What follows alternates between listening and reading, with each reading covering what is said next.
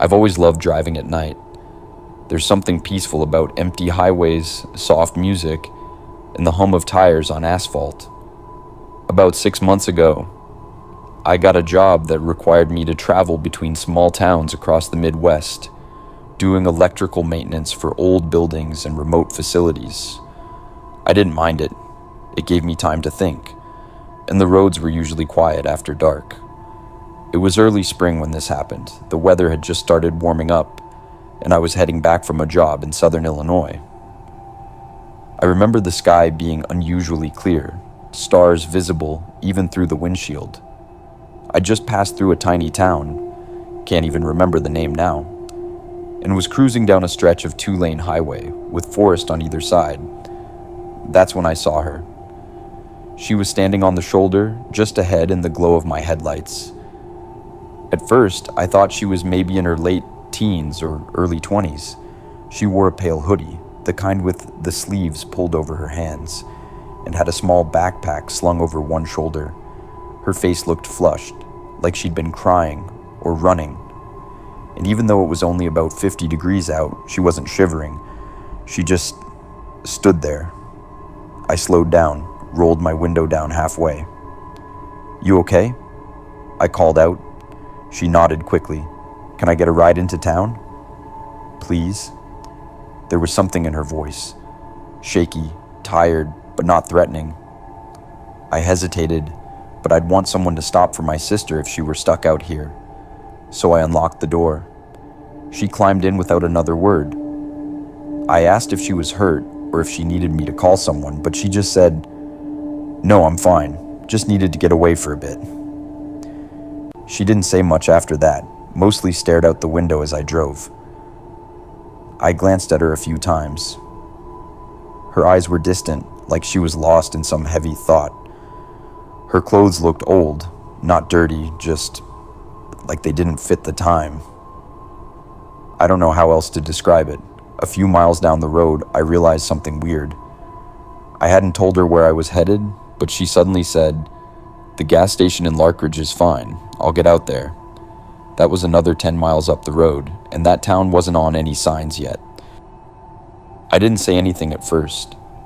Maybe she'd been through here before, I told myself. Maybe she just knew the area. But something about how calmly she said it, like she'd been there recently, put me on edge.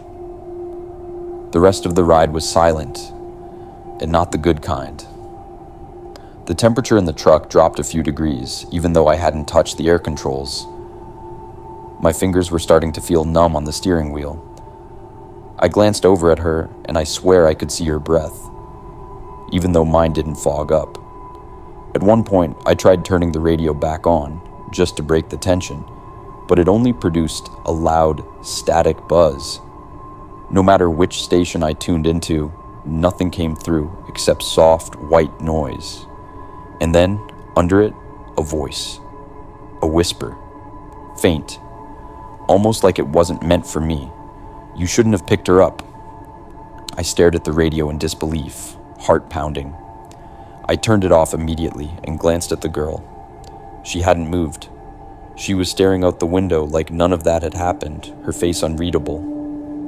I tried to keep my eyes on the road, but I could feel the air shift around her. Like she wasn't really sitting next to me, but something else was. When we finally rolled into Larkridge, I was relieved to see the lights of the gas station up ahead. I pulled in slowly, right by the front doors. Before I could even shift into park, she turned to me and said, "Thank you." Her voice was softer now, almost sad. I looked over to respond, but she was already getting out. No goodbye, no glance back. She walked toward the station's front door, but as she stepped beneath the flickering overhead light, something changed. She didn't open the door. She didn't even try. She just kept walking, straight through it, like it wasn't there. My mouth went dry. I sat frozen in the driver's seat, staring at the gas station door. A second later, a guy in a hoodie walked out of the store, carrying a soda and some snacks, glancing around like nothing was wrong. No sign of the girl, no reaction. It was like she'd never existed. I got out, went inside, and asked the clerk if he'd seen a girl just come in. He looked confused. There's no girl, man. You're the only person who's been here in the last 20 minutes. I didn't sleep that night. Even after I left the gas station, I couldn't shake the image of her walking through that door like it wasn't solid. I kept replaying everything. The way she looked, her silence, the freezing air, and that whisper on the radio. By morning, I needed answers. I pulled over at a diner a few towns over, ordered a coffee, and decided to search the name Lark Ridge Hitchhiker on my phone. I didn't expect to find anything, but the first result hit me like a brick. Unsolved murder of local teen still haunts Lark Ridge community. The article was dated 4 years ago. A 19-year-old named Clara Remington was found dead just outside of Lark Ridge, not far from that same stretch of road where I picked the girl up. The picture in the article showed a familiar face. Round cheeks, wide eyes, and that same pale hoodie. They said she'd last been seen walking along the highway late at night after leaving a friend's house. Her body was found 2 days later, deep in the woods, partially buried. She had been strangled. Police never caught the killer. I kept reading. One thing stuck with me. According to the report, there were signs Clara had been trying to escape someone before she died. Her backpack was found near the road, but oddly, her shoes were missing.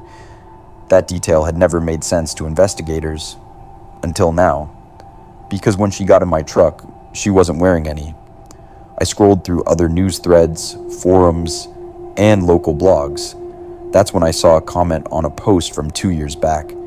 It said, "My cousin swears he saw a girl matching Clara's description on Route 19. Said she vanished from his back seat near the Lark Ridge station. Nobody believed him."